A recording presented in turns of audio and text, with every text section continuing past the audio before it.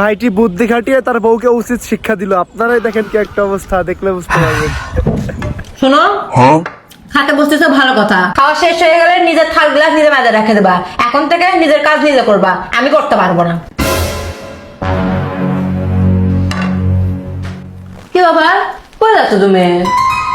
থামো, আসতেছি।